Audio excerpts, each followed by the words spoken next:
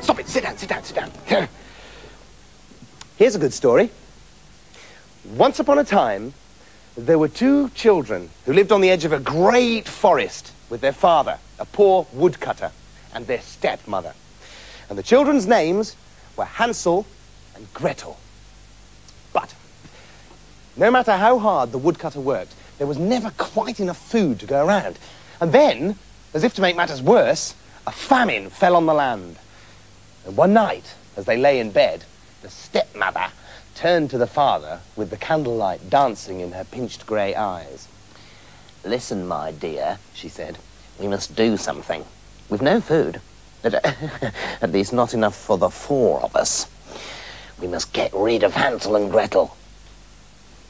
"But my dear," the father replied, "we can't do that. Not to our own children, can we?" "It's either them or us, my love," she said. "Listen, tomorrow we'll take them into the forest, right? We'll pretend that we have to collect firewood. But we'll leave them there and we'll run off. And they'll never find their way home." Well, the father wasn't happy. No, he shook his head and he argued, but she was too strong for him. And in the end, he sank back under the bedclothes and agreed. "Oh, well, all right then. Oh.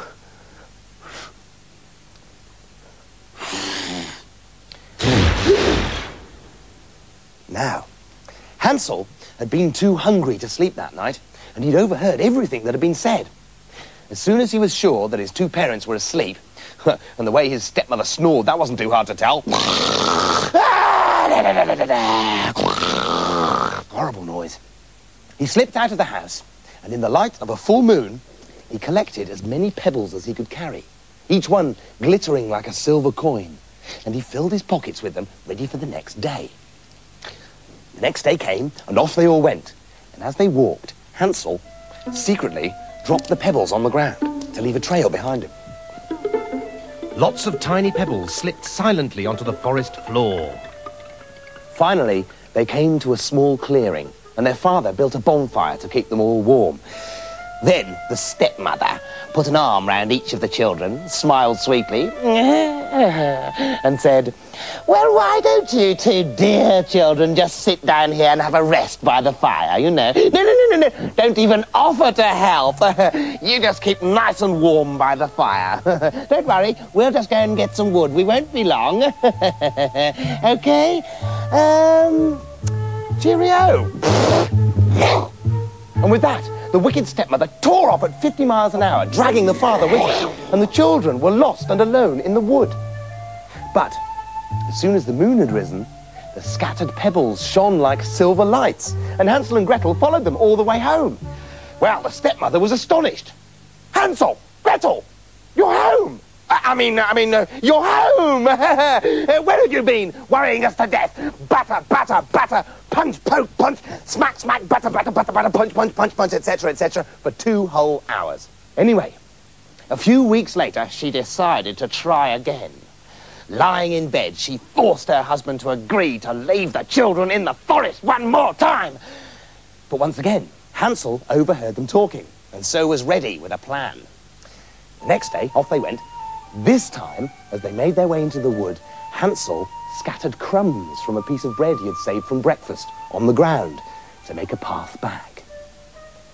Well, at the first opportunity, the stepmother took off like a rocket, and Hansel sat down with Gretel and waited for the moon to rise. But this time, things didn't work out as he had hoped. For the birds that lived in the wood had swooped down and eaten the crumbs, and this time, the children were well and truly lost. Whichever way they turned, the forest seemed to block their way. Great briars and thistles sprang up like a wall. Muddy bogs and rivers bubbled hungrily in the ground. Pits and quarries opened up to pull them in. And all around them they heard strange sounds, the flap of wing and the beat of claw and the hiss and snarl of strange invisible things. Faster and faster they pushed their way forward through stinging nettles and branches until suddenly they burst through into a clearing and saw the most extraordinary house they'd ever seen. It was made of gingerbread. It had a candy-coated doorknob, sugar glass windows, licorice doorbells, a chocolate roof with turrets topped with an ice cream sauce. Delicious! And just right for two lost hungry children. Well, Hansel tore off a piece of the roof and Gretel whipped away a big chunk of wall. And both of them were eating away when a soft, slimy voice came from inside. Guzzle, gobble, nibble, gnaw. Who's that eating at my door? Eh? There was a movement, and an old woman came out, dressed in rags, with sagging skin, yellow teeth, and eyes like wrinkled prunes. Her legs were all bent and twisted like a spider that someone had accidentally stepped on, or more likely, deliberately stamped on. Just looking at her made you feel horribly sick, especially after all those sweets. She was so short-sighted that she had to come right up 2 inches away from the children before she could see who it was. But when she saw Hansel and Gretel, her face broke into a smile. Why, it's two delicious, delightful little children, she said.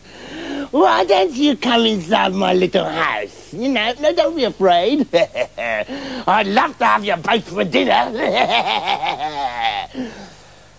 The old woman, of course, was a witch. And she had deliberately built her house out of chocolates and sweets simply to attract children, because children were her favourite food. And sure enough, as soon as they were inside the house, she seized hold of Hansel and threw him into an iron cage and locked the door. Then she turned on Gretel. And now, my precious, you can work for me. Get in the kitchen and cook something scrumptious for your brother, because I want him to get nice and fat. And when he's fat enough, I'm going to, let me see, braised boy with baked beans. Oh, yeah, that's my favourite. It is, you know, it's lovely. Oh, it's lovely. And off she went, sniggering and giggling and dribbling at the thought of the meal to come. And so, every day for the next 6 weeks, Gretel was forced to cook lots of delicious things for her brother, while she was given nothing to eat but crab shells. And every morning, the old witch would hobble over to the cage and say, "Now then, little Hansel, stick out a finger and let me feel how plump you have become." Where is it? Where is it? But Hansel had realised how short-sighted the old witch was. And so every morning, instead of sticking out his finger, he stuck out an old chicken bone. That's strange. Don't seem to be able to fatten him up at all. He's as thin as ever. And eventually, she could wait no longer. "Oh, get the oven ready, Gretel," she said. "There seems to be no way at all of fattening up your brother, so I'll just have to eat him the way he is. But we'll have to make some bread first. He's so thin I'll have to make him into sandwiches. Just my luck." And then she put a horrible, fake, wobbly smile on her face and came limping over to Gretel. Get in the oven, would you, Gretel, my dear? I just want you to tell me if it's hot enough for the bread. Well, by now, Gretel knew the witch pretty well, and she guessed that the old woman planned to cook her too. She thought quickly, well, I'd love to get in the oven for you, darling witch, said Gretel cleverly, but I'm afraid I can't. The door's too small. "Too small?" the witch cackled. "It's not too small." Yes, it is. "No, it's not. It's oh, blimey, look, I'll show you. I'll do it myself." And the ghastly old woman put her head and shoulders into the oven to prove her point. Well, that was just what Gretel had been waiting for. She drew back her foot and kicked the old woman right into the oven, then slammed the door, clickety-click, threw it away. And that was the end of her. Fantastic. After that, Gretel let her brother out of the cage, and after the two of them had fallen into each other's arms, they searched the gingerbread house and found a box full of diamonds and pearls, and also an up-to-date map of the wood which showed them how to get out, and soon they arrived safely home. Phew. Their father was overjoyed to see them, for he'd not slept one single night after he'd agreed to abandon them. And as for their stepmother, it turned out she had slipped on a banana skin and fallen down the well, and that had been the end of her. Great. Hansel and Gretel showed their father the jewels that they had found, and, well, I don't need to say how the story ends, do I? Happily ever after. Except for the witch and the stepmother. But who cares about them? I don't. Well, are we going somewhere or what? What's happening? Chair, right?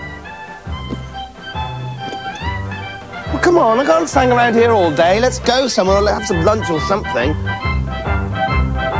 Oh, you're trying to make me feel sick. Oh, how funny.